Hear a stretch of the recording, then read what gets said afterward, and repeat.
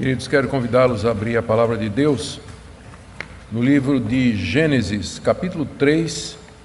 Nós vamos do verso 14 até o verso 24.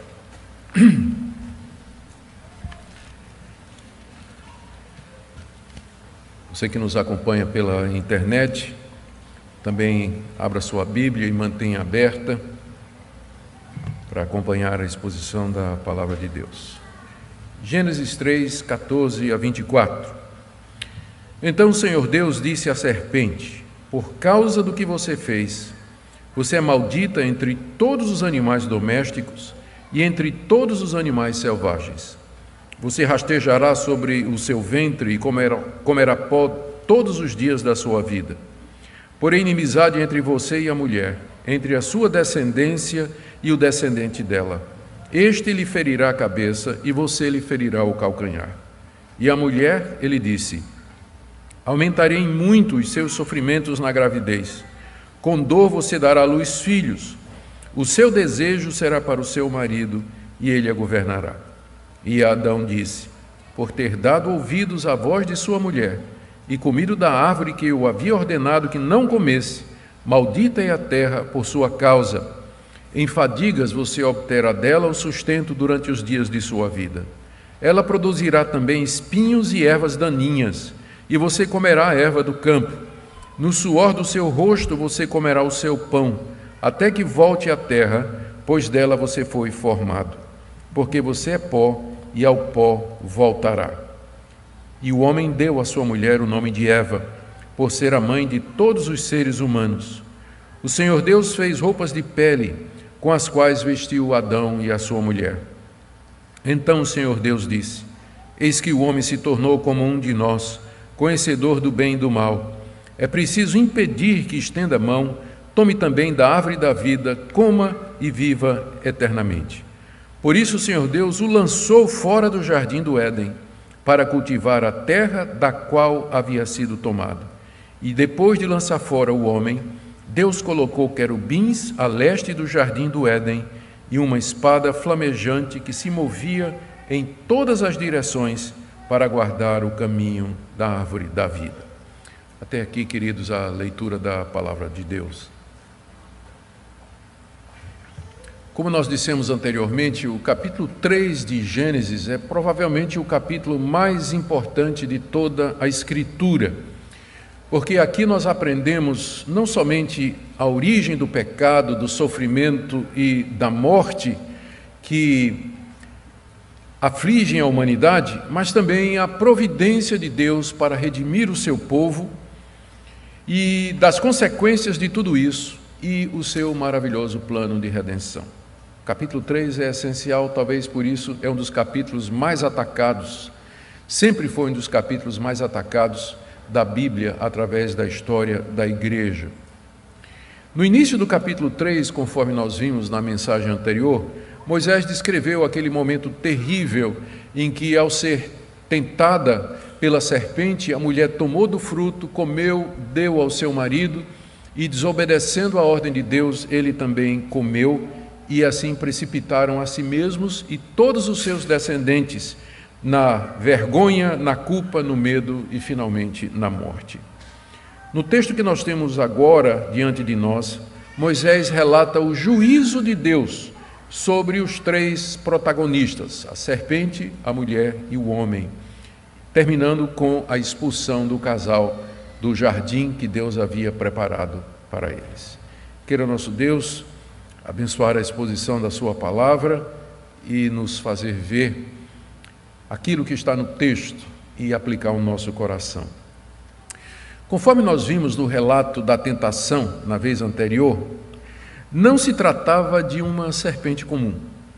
Ela podia falar, ela estava a par da ordem que Deus havia dado ao homem, ela confrontou a Deus, distorceu a palavra de Deus e negou frontalmente o que Deus tinha dito. A serpente queria levar a mulher a desobedecer a Deus e com ela o seu marido. Estava claro que ela estava sendo usada por um poder espiritual maligno e que era inimigo de Deus, muito embora Moisés não nos diga de onde veio esse poder. A Bíblia ensina, porém, que esse ser que estava por detrás da serpente é um poderoso anjo caído, a quem a Bíblia chama de Satanás, também chama de diabo, também chama de adversário, Beuzebu e outros nomes. O Senhor Deus tinha plena consciência, pleno conhecimento da existência desse poder espiritual e de que era ele que estava por detrás daquele animal.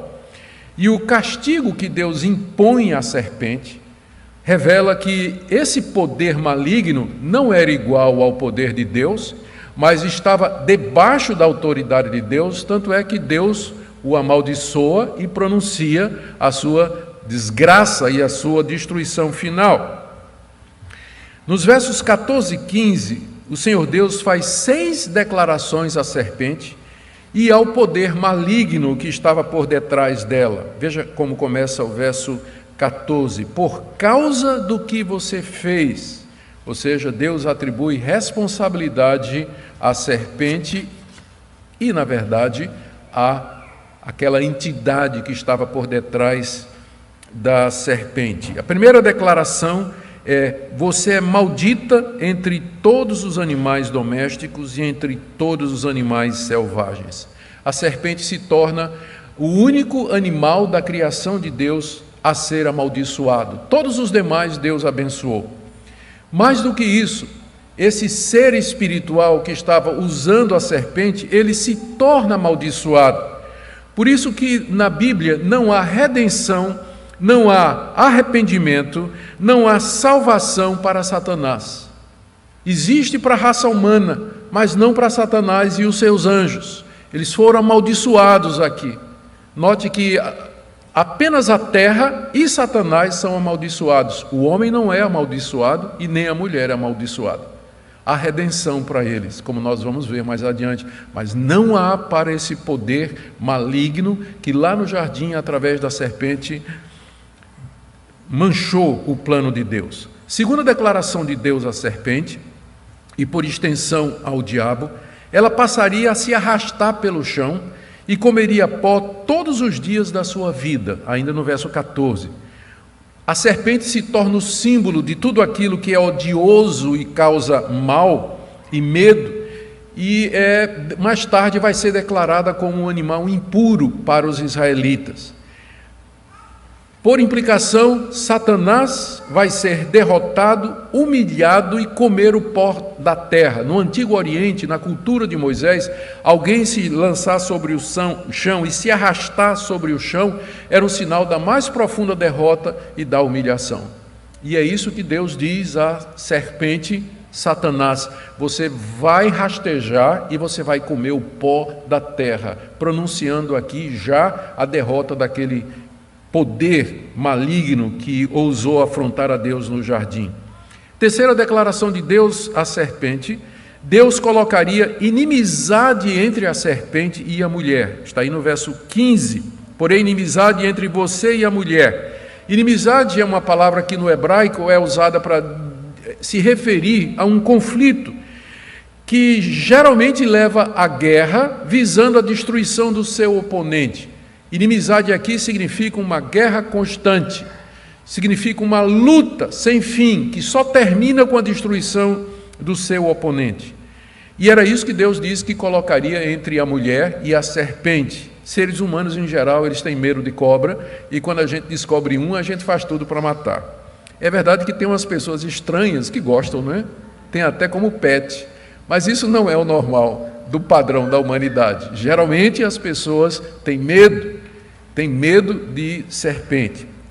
Quarta declaração de Deus: ele estenderia essa inimizade entre a serpente e a mulher para os descendentes da mulher e os descendentes da serpente, como está aí no verso 15. Entre a sua descendência e o descendente dela eu porei inimizade. A descendência ou semente da serpente, notar que essa palavra descendência é uma palavra hebraica singular, que significa simplesmente semente. A descendência ou semente da serpente não é toda a humanidade, como vai ficar claro mais adiante, mas aqueles que de entre os filhos de Adão e Eva haveriam de seguir a serpente, Satanás, assim como Eva seguiu. Estes são a descendência, a semente da serpente. Pessoas desobedientes a Deus, amantes de si mesmo, querendo autonomia e prazer, como Eva quis, como ela foi seduzida pela serpente. Mais adiante, Moisés vai chamar a descendência da serpente de filhos dos homens, no capítulo 6, quando chegarmos na história do dilúvio. Então, essa nomenclatura vai ficando mais clara. Já a descendência da mulher, ou descendente dela, já vimos, semente no hebraico pode ser entendido como coletivo ou como singular, um descendente em particular. Moisés aqui usa a palavra em ambos os sentidos. Quando Moisés fala a descendência da mulher, se refere primeiro aos filhos do casal, que haveriam de crer, haveriam de temer e amar a Deus acima de tudo, que mais tarde serão chamados pelo próprio Moisés de filhos de Deus, no capítulo 6, que já é uma referência à igreja, quando é dito aqui no verso 15, porém inimizade entre a descendência da serpente e a descendência da mulher, já é uma profecia da igreja. A descendência da mulher é a igreja em geral, é o povo que vem da mulher, do primeiro casal, temente a Deus, e especificamente um que haveria de esmagar a cabeça da serpente. Quando ele diz aqui, este é singular, já é bem singular, este, mostrando que Moisés tinha em mente um descendente particular, especial da mulher, que haveria de esmagar a cabeça da serpente. Ele haveria de nascer da mulher. Curioso, aquela que foi enganada pela serpente daria à luz um filho que esmagaria a cabeça da serpente, a ironia de Deus. Ele haveria de desferir o golpe fatal, mortal, irreversível na cabeça da serpente. Um prenúncio aqui da destruição e da derrota final daquele poder maligno que estava no jardim. A última declaração de Deus à serpente, ainda no verso 15, é: tu haverás de ferir o seu calcanhar. A serpente haveria de ferir o calcanhar do descendente da mulher. A mesma palavra no hebraico, ele te ferirá a cabeça e tu ferirás o seu calcanhar. A diferença é só o local do ferimento. A serpente, a ela foi dada apenas alcançar o calcanhar, não mais. Mas Deus deu ao descendente da mulher autoridade para esmagar a sua cabeça. Então é a mesma palavra no hebraico, ferir e ferir. A diferença é onde vai ser a ferida. E a ferida na serpente é mortal. A ferida na serpente é mortal, é irreversível. Geralmente as cobras picam os seres humanos no pé, no calcanhar. E aqui essa expressão de que o descendente da serpente ou a serpente haveria de ferir o calcanhar do filho da mulher, significa que o filho da mulher, o seu descendente, aquele que haveria de trazer a vitória, alcançaria essa vitória não antes de passar por sofrimentos na mão da serpente. De alguma maneira, picar o calcanhar representa dor e sofrimento pelo qual o filho da mulher haveria de passar. E aqui nós temos uma profecia a respeito da morte e do sofrimento do filho da mulher, o Messias, para que ele pudesse esmagar a cabeça da serpente antes do seu triunfo final. Queridos, o que nós temos aqui no verso 15 é o que os estudiosos de longa data, os pais da igreja, já chamam de proto-evangelho. Ou seja, é a primeira vez que aparece o evangelho na Bíblia. Até aqui não há esperança. Até aqui é miséria, é morte e castigo. Mas agora, aqui no verso 15, Deus revela o seu plano de trazer da mulher alguém que triunfe sobre o mal que havia entrado no jardim e estragado a criação de Deus. Essa promessa da chegada do Messias, é daqui que vem o conceito de Messias, aquele que vai ser o Salvador, o Redentor, que vai triunfar sobre o mal. Essa promessa de que ele virá é feita no contexto do início do maior de todos os conflitos do mundo, o conflito que define e explica a história, que é o conflito entre a descendência da serpente e a descendência da mulher. O conflito entre os filhos dos homens seduzidos por Satanás e os filhos de Deus. Esse é o tema que domina o restante do livro de Gênesis, domina todo o Pentateuco e toda a Bíblia e termina no livro de Apocalipse. Aqui em Gênesis 3,15, Deus revela seu plano de derrotar o mal que havia se instalado no mundo e causado a queda do homem e a contaminação de toda a criação. Ou seja, que um descendente da mulher vai esmagar a cabeça da serpente, vai retomar o domínio da criação de Deus que o homem entregou à serpente quando obedeceu a ela, que voltando a reinar sobre todo o universo, quando o mal seria derrotado para sempre e a descendência da mulher haveria de triunfar sobre a descendência da serpente. Nós estamos diante do versículo que poderia ser dito que é o tema de toda a Bíblia, capítulo 3, verso 15 do livro de Gênesis. Aqui tem início o conflito que marca a história.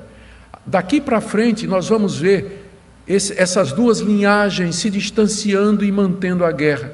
Capítulo 4, Caim e Abel, filho da serpente, filho da mulher. No livro, capítulo 6 de Gênesis, nós encontramos na história do dilúvio, Deus dizendo que os filhos dos homens se misturaram com os filhos de Deus, misturando a linhagem santa. Depois do dilúvio, Noé se embriaga e vem um episódio em que ele abençoa 2 dos seus filhos e amaldiçoa um.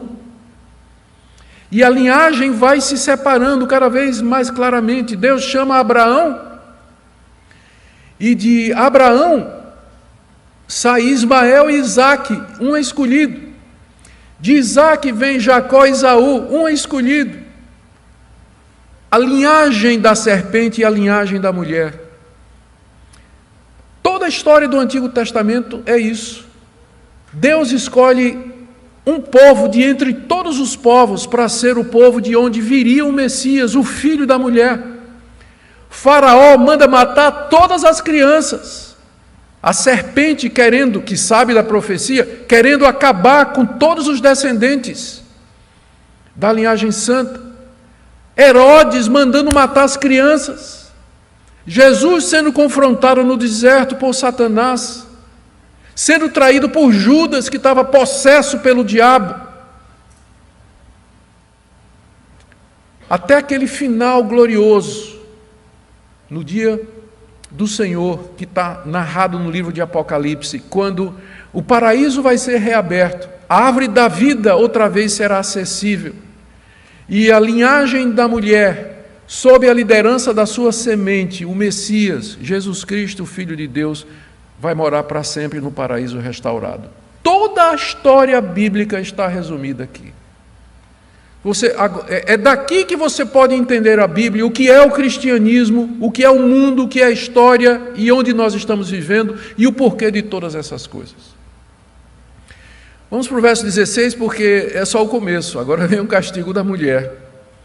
Apesar da mulher ter colocado a culpa na serpente, né? A serpente me enganou e eu comi, Deus não a considerou inocente. Deus não caiu na conversa da mulher, não é? Então ele pronuncia 2 castigos sobre a mulher, estão aí no verso 16. O primeiro é: aumentarei muito os seus sofrimentos na gravidez, com dor você dará à luz filhos. Esse primeiro castigo está relacionado com a descendência, que já foi mencionada no verso anterior. A descendência dela haveria de triunfar sobre a serpente, mas essa descendência ela viria com dor, ela viria com sofrimento por conta do seu pecado. Isso não significa que a mulher já tinha tido filhos antes. Está simplesmente dizendo que depois do pecado, suas dores para ter filhos seriam muito maiores do que teria sido normalmente.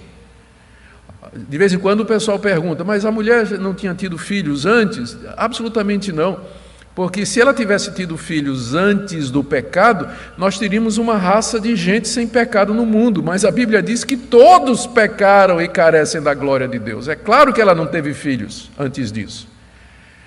E o pecado acentua uma dor que seria natural para ela ter filhos antes do pecado, mas agora essa dor foi acentuada. O segundo castigo está relacionado com o seu marido, e talvez dos dois seja o pior. O seu desejo será para o seu marido e ele a governará. Essa frase, o seu desejo será para o seu marido, pode ser interpretada de várias maneiras. Primeiro, você vai ter desejo sexual pelo seu marido. O teu desejo será para o teu marido. Quer dizer, é ele que você vai desejar sexualmente. Ou você não vai poder desejar nada que não seja o desejo do seu marido. Então, você não está livre para querer o que você quer. Você só vai querer aquilo que seu marido quiser. Ou você vai ter desejo de dominar o seu marido, que eu creio que é a melhor interpretação pela frase seguinte: mas ele te dominará. Né? Mas ele te dominará. Vocês estão entendendo agora, né? Seu casamento agora ficou claro. Essa é a interpretação que nós entendemos que é a melhor. O que Deus está dizendo à mulher é: você agora lutará todos os dias da sua vida contra o desejo de governar o seu marido. Porque isso vai estar no seu coração. Briga por espaço, por domínio. Mas é ele que vai dominar você.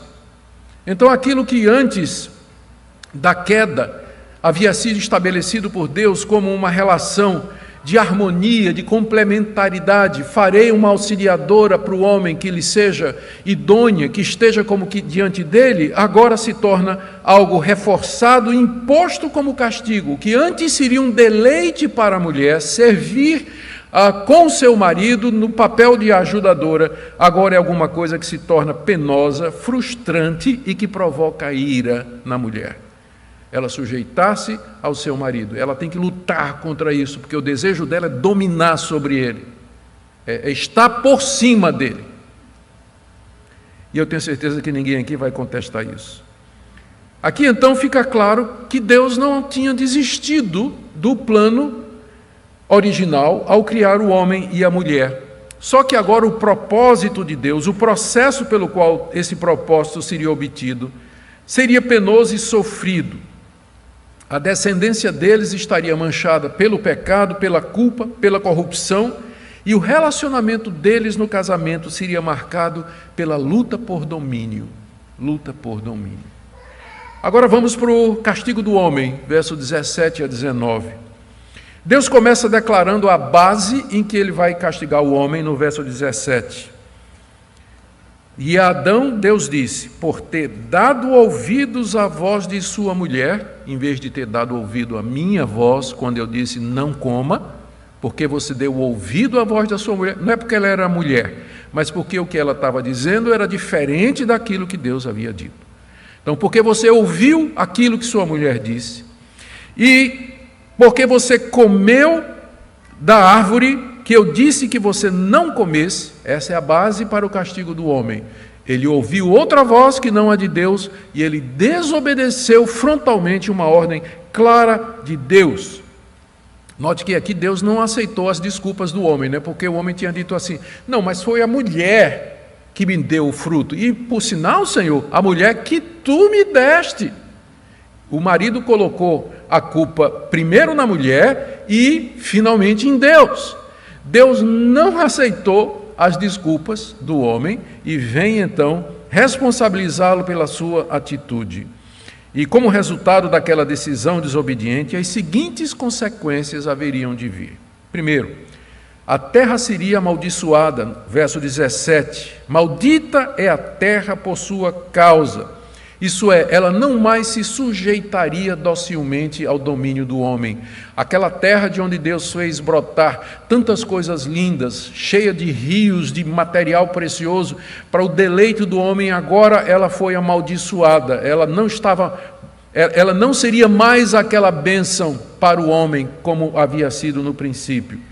Por isso, ainda no verso 17, segundo castigo, ele teria de obter o seu sustento em meio a muita fadiga, teria de trabalhar duro para conseguir o que comer. A terra não ia entregar mais com facilidade o seu fruto como era no jardim. O homem agora tinha que cavar, ele tinha que lavrar, ele tinha que suar para poder arrancar alguma coisa do chão que tinha sido amaldiçoado por Deus. Terceiro, a terra que você vai lavrar, ela não vai só produzir coisa boa para você comer, não. Ela vai produzir espinhos, ervas daninhas e todo tipo de coisa ruim. E a gente sabe que a luta do agricultor é contra a erva daninha, né? É contra a praga, contra bicho, contra todo tipo de coisa que vem para acabar com a plantação. E Deus disse, não pense que vai ser fácil não, Adão. Consequência do que você fez, você vai ter que suar, você vai ter que cavar, você vai ter que brigar com as ervas daninhas para você poder ter alguma coisa.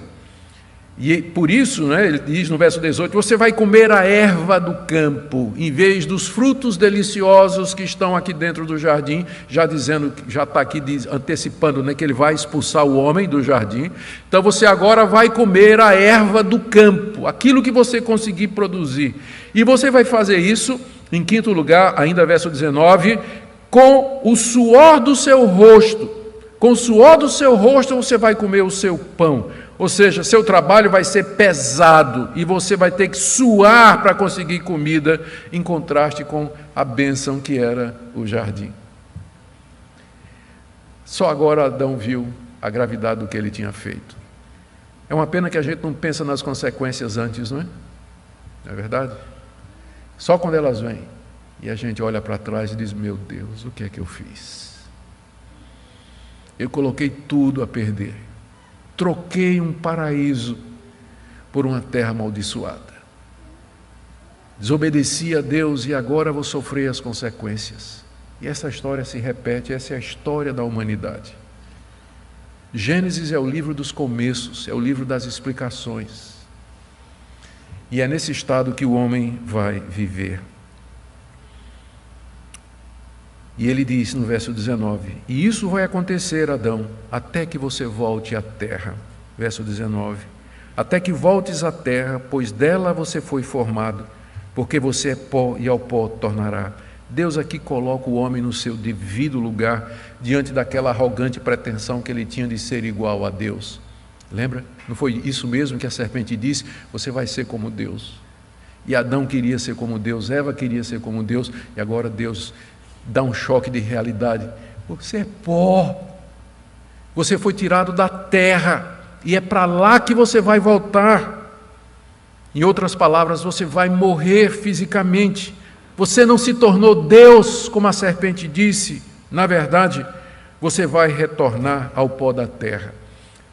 Até aqui, nesse texto, não é dito que o espírito voltaria para Deus na morte, mas é algo que vai ser revelado posteriormente. Aqui é tratado da perspectiva do debaixo do sol, não é? O que acontece com o homem? Ele vai morrer, você vai morrer. E a ironia de tudo isso, R.C. Sproul, no comentário dele de Gênesis, ele diz, a terra que foi criada para ser dominada pelo homem, agora torna a sua vida mais difícil e ao final vai engolir o homem. Que ironia de tudo isso, não é?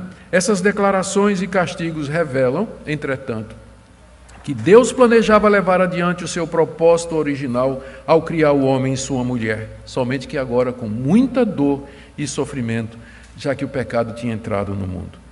Vamos para a última parte, então, do capítulo 3, onde nós temos o registro da expulsão do homem e sua mulher do jardim do Éden. Aqui Moisés relata com breves palavras aquele momento em que o homem é ejetado do jardim juntamente com sua mulher. Antes da expulsão propriamente dita, 2 episódios são narrados para mostrar a misericórdia de Deus para com sua criatura decaída. O primeiro é que Adão nomeia a sua mulher. Está aí no verso 20. E o homem deu à sua mulher o nome de Eva, por ser a mãe de todos os seres humanos. Aqui Adão continua aquela tarefa que Deus tinha dado, de nomear todas as criaturas, o que mostra que Deus não abriu mão, Deus, apesar de ter tornado a vida de Adão mais difícil, Deus não revogou o mandato cultural. Mesmo depois da queda, o homem tem que dominar a terra, conhecer a terra, é descobrir como ela funciona, estabelecer uma cultura, estabelecer família, estabelecer um povo. A raça deve cobrir toda a terra. Veja que Deus não desistiu disso. Abraão está fazendo o que fazia antes da queda, né? Dá nome à criação. E agora ele nomeia a sua mulher. E é o estado onde nós estamos hoje. Nós continuamos debaixo do mandato cultural de Deus, de conhecer a sua bela criação, apesar de que agora isso não é feito sem dores, sem angústia e sem sofrimento. O nome Eva significa vida. E a explicação para que Adão tenha colocado esse nome na mulher é dado na frase seguinte: porque ela, por ser a mãe de todos os seres humanos, por ser a mãe de todos os seres humanos. No hebraico, soa semelhante, Eva e seres humanos. É uma palavra que é igual a outra. Então, por isso, ela recebeu o nome, porque ela é a mãe de todos os seres humanos. E aqui eu quero fazer três observações. Primeiro, que de acordo com a Bíblia, de fato, a humanidade tem um ancestral comum, Adão e Eva. Ela é mãe de todos os seres humanos. Ou seja, não havia outros antes dela, como a teoria da evolução diz, e particularmente a teoria da evolução conforme entendida por alguns cristãos, que é chamado de evolucionismo teísta. Então, esses cristãos, eles tentam conciliar a ideia da evolução com o relato bíblico. E eles dizem que esse relato aqui não é histórico, que na verdade havia hominídeos que provinham de um ancestral comum, que foi o primeiro ser vivo, de onde vêm todos os animais, aves, répteis e tudo mais. Houve essa linhagem que se desenvolveu de hominídeos, e Deus escolheu um casal de hominídeos, Adão e Eva, e com eles fez um pacto, fez uma aliança e tudo mais. Não dá para você ser evolucionista teísta e fazer uma leitura histórica de Gênesis. Aqui está dizendo que Eva é a mãe de todos os seres humanos. Ou você acredita nisso, ou você vai acreditar na evolução. Não tem meio termo aqui. As tentativas do evolucionismo teísta de fazer essa conciliação é fútil. Vai ter que alegorizar o texto bíblico e dizer que ele não é histórico. E aí vai contradizer todas as referências do Novo Testamento que tratam esse texto como sendo histórico. Jesus, especialmente o apóstolo Paulo. Especialmente o apóstolo Paulo. Então essa é a primeira observação. Segundo, fica claro a partir desse texto a solidariedade da raça. Nós todos temos a mesma mãe, nós viemos da mesma mulher, viemos do mesmo casal. Isso significa que nós somos parentes distantes, né? Muito. Mas somos todos parentes, nós viemos do mesmo casal. Isso vai explicar por que o castigo que foi dado a Adão e sua mulher se estendeu para a raça humana toda, porque ela era a mãe de toda a raça humana. A raça humana estava nela, estava em Adão quando eles fizeram o que fizeram. Portanto, o castigo que veio sobre eles, as consequências do pecado se estenderam para os seus descendentes. Aqui está a base da doutrina da imputação. Deus imputa à raça humana o castigo de Adão e Eva. E as pessoas dizem: qual é a culpa que eu tenho do pecado de Adão e Eva? Ué, você é descendente. Você estava lá no jardim em Adão e Eva. O que aconteceu com eles, acontece com você. Você já nasceu numa raça debaixo da culpa, da condenação e da corrupção. E se você me pergunta: pastor, o que é que eu tenho que fazer para ir para o inferno? Resposta: nada. Você já está a caminho. Só lhe resta a redenção. Só lhe resta o filho da mulher, que vai esmagar a cabeça da serpente. Porque fora isso, você é receptor dessa herança de pecado e de desgraça. Segundo ponto aqui, eu disse que eram três, não é? Primeiro falei sobre evolucionismo teísta, segundo a solidariedade da raça, tudo isso aqui nessa passagem, não é? Ela é mãe de todos os seres humanos. E o terceiro é que ao nomear sua mulher de vida, isso mostra que Adão tinha esperança, que ele creu na promessa da vitória sobre o mal, da derrota da serpente. Ele tinha esperança naquilo que Deus havia dito. E Segundo episódio, eu disse que são duas coisas antes da expulsão que mostram a graça de Deus. Primeiro, a nomeação da mulher como Eva, mãe de todos os viventes. E o segundo é que Deus os cobre de peles, verso 21. O Senhor Deus fez roupas de peles com as quais vestiu Adão e sua mulher. É dito que o próprio Deus fez isso, roupa de couro para eles, e vestiu o casal substituindo aquela tanga ridícula de folhas de figueira que eles tinham feito. Moisés não diz aqui que Deus matou algum animal para usar a pele como vestimenta para o casal. Contudo, isso não é impossível, considerando que no capítulo 4, quando um descendente da mulher, da semente santa, vai cultuar a Deus, Abel, ele faz isso sacrificando o animal. De onde é que ele tirou essa ideia? De onde veio a ideia de que para adorar e servir a Deus, você tem que sacrificar um animal, a não ser daqui? E lembre que quando Moisés relata isso aqui, quando ele está escrevendo isso aqui, centenas de milhares de anos depois, ele está fazendo isso já quando Israel costumava oferecer sacrifícios a Deus. Então, era alguma coisa que os judeus perfeitamente haveriam de entender, de que algum animal teve que morrer para que Adão e Eva fossem cobertos, uma figura linda da redenção. O Cordeiro de Deus que morre para que possa cobrir a vergonha e a culpa de pecadores como vocês e como eu. Mas então vamos para o castigo final, está aí no verso 22, que começa com o veredito de Deus, quando Deus diz: eis que o homem se tornou como um de nós, conhecedor do bem e do mal. É preciso impedir que estenda a mão e tome também da árvore da vida, coma e viva eternamente. A declaração, ele havia se tornado como um de nós, tem despertado a curiosidade e a polêmica entre os estudiosos. Como plural? Não existe só um Deus? O que é que ele diz? Quem é esse nós? Ele se tornou como um de nós. Não pode ser anjos, como alguns sugerem. Não faz sentido, né? O homem se tornou como os anjos. Ao contrário, ele ficou debaixo da autoridade de um anjo caído. E também não pode ser o plural majestático, né? Aquele plural que é usado para expressar glória. Na verdade, nós temos aqui mais uma indicação de que no ser de Deus havia uma pluralidade de pessoas. Isso que já foi indicado no capítulo 1, verso 26. Façamos o homem à nossa imagem e semelhança. Indicando que no ser de Deus havia uma pluralidade de pessoas. Moisés, então, descreve o diálogo travado entre essas pessoas, que só poderia saber por revelação. Como é que Moisés podia ter acesso à mente da Trindade, não é? Mas, através de revelação, então ele sabe o que é que Deus pensou nesse momento, o que é que as três pessoas disseram. O homem havia se tornado conhecedor do bem e do mal como uma das pessoas da Trindade. Só que não se tornaram como Deus, como a serpente tinha dito. Ao contrário, trouxeram morte para a sua descendência.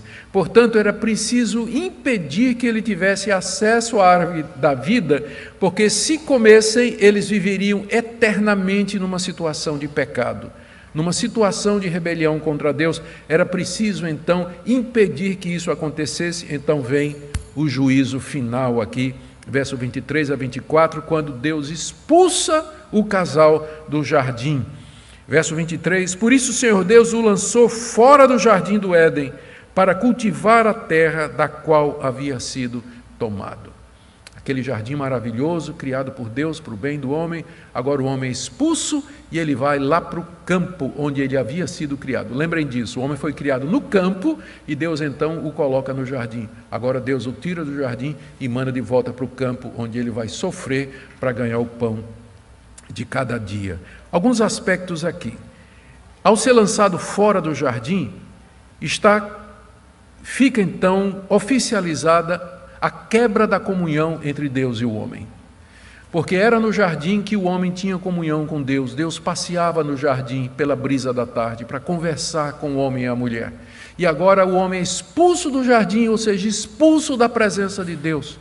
E ele não tem mais acesso à presença de Deus, a não ser através de mediadores. Os israelitas sabiam disso, a quem Moisés está dizendo isso. Eles sabiam que eles não podiam chegar diretamente a Deus, eles dependiam dos sacerdotes, que ofereciam sacrifícios para que eles pudessem adentrar a presença de Deus. Porque houve a separação. O homem foi expulso da presença de Deus e expulso está.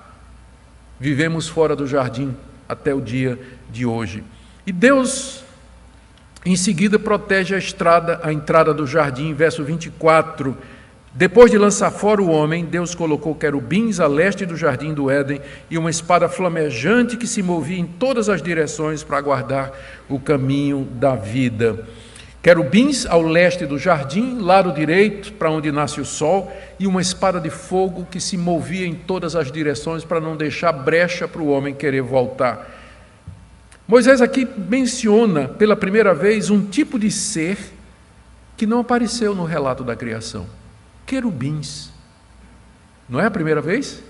Ele não foi dito nada. Querubins. O que são querubins? O povo a quem Moisés está dizendo essas coisas sabia o que era, porque o próprio Moisés já tinha mandado que eles fizessem 2 querubins de ouro para colocar em cima da arca e que fizessem figuras de querubins e costurassem nas cortinas do tabernáculo. Eles sabiam que querubins eram anjos, eram seres morais, criados por Deus, espirituais, inteligentes, que cumpriam as ordens de Deus. E aqui talvez a gente tenha a primeira dica que Moisés está dando. Não será que aquele ser espiritual por detrás da mulher era um querubim? Mas um querubim revoltoso que havia se afastado de Deus, que havia se desligado de Deus e que havia se apossado da serpente, possuído a serpente e usado a serpente para desviar a humanidade de Deus. Essa pergunta que está implícita aqui, ela vai ser respondida ao longo da Bíblia. Sim, exatamente. Um desses querubins, que a gente não sabe quando foram criados, ele se revoltou contra Deus e desde então procura destruir a criação de Deus. É ele que foi amaldiçoado. É ele que é chamado de Satanás, de adversário, do diabo, e para quem não há mais redenção. Muito bem, queridos, chegamos ao final. Apenas agora as implicações. O que Moisés queria ensinar aos israelitas? Lembra o contexto. Moisés escreveu o livro de Gênesis para a nação de Israel, estacionada a leste do Rio Jordão, a oeste do Rio Jordão, à altura de Jericó, prontos para atravessar o rio e tomar a terra prometida. Antes dele entrarem, Moisés precisa realinhar a teologia deles. Eles passaram 400 anos no Egito, aprenderam tudo errado. E na terra onde eles iam entrar, havia povos que tinham uma concepção completamente errada de Deus, do mundo, de tudo. Então, Moisés escreve os 4 livros, primeiros livros da Bíblia, com o objetivo de narrar como tudo começou, a realidade de tudo, para que os israelitas soubessem quem é Deus e por que eles estavam ali às vésperas de entrar naquela terra. Então aqui, nessa parte em particular, eu entendo que Moisés quer mostrar qual a verdadeira guerra espiritual que havia no mundo. Tanto os egípcios, de onde eles vieram, como os cananeus, para onde eles iriam, acreditavam na existência do bem e do mal. Só que essa existência era eterna.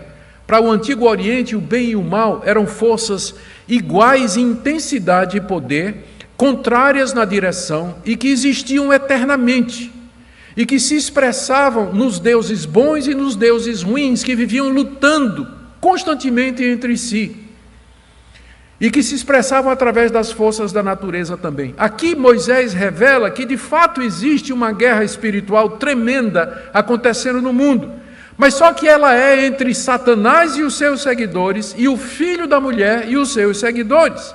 Essa guerra é entre os descendentes da serpente, que são chamados de filhos dos homens incrédulos, ímpios, e os filhos da mulher, chamados de filhos de Deus, que temem e amam a Deus. Contudo, não se trata de uma guerra entre poderes iguais. Moisés está dizendo que só existe um poder absoluto no universo, que é o poder do Deus Criador, o Deus de Israel, e que o mal é um poder que está submisso a Deus, debaixo de Deus. É por isso que Deus pode amaldiçoá-lo e Deus pode dizer: você vai ser esmagado por alguém que vem da raça humana. Então ele corrige essa visão de mundo dos israelitas. Não existe bem e o mal como poderes iguais, que se chama de dualismo, não é? ou às vezes de maniqueísmo. Isso não existe. Só há um poder, e esse poder é bom. O mal vai triunfar. Essa é a nossa segurança de que um dia o bem vai triunfar, o mal não vai triunfar, o bem vai triunfar, a verdade vai triunfar, porque o poder dominante desse universo é de um Deus bom, de um Deus justo, de um Deus sábio, como vimos nos capítulos 1 e 2, e estamos vendo aqui também no capítulo 3. Segunda coisa que Moisés quer explicar aqui é a razão pela qual os israelitas haviam sofrido como escravos no Egito e como peregrinos 40 anos no deserto. Eles experimentaram doenças, dor, rebelião, rebeldia em seus corações e finalmente a morte. De onde vem tudo isso? A resposta de Moisés aqui é: vocês são filhos de Adão e Eva, e como tal, vocês já nasceram nesse mundo debaixo da culpa imputada por Deus aos filhos do casal, já nasceram com a natureza carnal corrupta, inclinada a todo o mal, já nasceram sujeitos aos castigos de Deus, como doenças, violência, dor e sofrimento. É por isso que tem tanto pecado, dor e miséria no mundo, e é por isso também que vocês vão morrer. Moisés está aqui dando uma explicação para a realidade da vida. Por que nós sofremos? Por que nós morremos? Por que tanta angústia? Por que nós temos vontade de fazer o mal? Por que as pessoas se agridem? Por que elas se matam? Por que elas não se respeitam? Por que tem tanto ódio no mundo? A resposta está aqui. Nós somos filhos desse casal. E nós caímos com eles. A nossa natureza é tão depravada como a deles. E não há esperança para nós em nós mesmos. Terceira coisa que Moisés quer mostrar aqui é a razão pela qual Deus havia feito uma aliança com os israelitas. Na verdade, com seus antepassados, Abraão, Isaque e Jacó, os patriarcas, porque Deus estava preparando o mundo para a chegada do descendente da mulher. Ele havia escolhido um povo dentre as nações e Abraão para ser o cabeça desse povo. Os israelitas eram os descendentes de entre quem viria aquele que derrotaria a serpente definitivamente. Portanto, eles eram o povo de Deus, o povo que era o portador do Messias. Israel era o portador da semente da mulher, daquele que haveria de destruir o mal. Portanto, era preciso obedecer todos os mandamentos, as leis, as ordens e os estatutos que Moisés estava passando para os israelitas. Eles podiam dizer: mas por que essas leis duras para nós? Olha aí os amalequitas, olha os cananeus, eles não têm essas leis, eles vivem segundo têm desejo. A resposta é: porque vocês são o povo que Deus escolheu, de onde virá a semente da mulher, aquele que é o Salvador do mundo, o Messias que vai trazer o triunfo final. Por isso que vocês são separados desses povos. Por isso que vocês adoram a esse Deus, o único Deus verdadeiro. É por isso que vocês têm que obedecer essas leis, porque vocês são o povo escolhido de Deus e Ele quer preparar vocês para a chegada do Messias. E a quarta e última explicação. Aqui Moisés mostra o propósito pelo qual Deus haveria de dar a terra de Canaã. Porque em tudo isso, como encaixa isso, a promessa da terra, a invadir a terra e tomar posse dela? É porque naquela terra eles aprenderiam a viver como o povo de Deus. Naquela terra eles estabeleceriam uma cultura. Ali eles estabeleceriam uma igreja, o local de adoração. Ali eles obedeceriam às leis de Deus. Ali eles ensinariam seus filhos a andar de acordo com a lei de Deus, e ali eles esperariam que Deus cumprisse a sua promessa, que a semente da mulher viesse e que esmagasse a cabeça da serpente. E assim o homem recobrará o domínio da criação de Deus, e o filho da mulher reinará para sempre sobre toda a criação. Amém? Que Deus coloque essas palavras no seu coração, que você reflita. Aqui você tem a razão de tudo. Aqui você tem a razão da sua existência. Aqui você sabe a origem do mal, da dor e do sofrimento. Não pergunte mais: por que eu existo? Por que essas coisas acontecem comigo? Por que tanto sofrimento? Para onde vai tudo isso? Você tem a resposta. Creia e viva de acordo com isso. Amém? Vamos orar. Ó Pai querido, te damos graças porque aprove ao Senhor revelar o teu plano, o teu propósito, através das Escrituras. Nós não andamos às cegas, nós não somos um povo perdido e sem destino. Nós sabemos de onde viemos, onde estamos e para onde vamos. Nós temos a resposta para as principais questões existenciais com as quais as pessoas se debatem: quem eu sou, por que eu existo, por que eu sofro, por que eu não tenho tudo o que eu quero, por que existe tanto sofrimento e maldade nesse mundo. Nós sabemos. Nós te damos graças pela viva esperança, porque o Filho da mulher já veio, Jesus de Nazaré, já morreu na cruz picado pela serpente, e com o mesmo pé esmagou-lhe a cabeça. E agora esperamos a sua vinda em glória, quando haveremos de com ele viver no paraíso restaurado.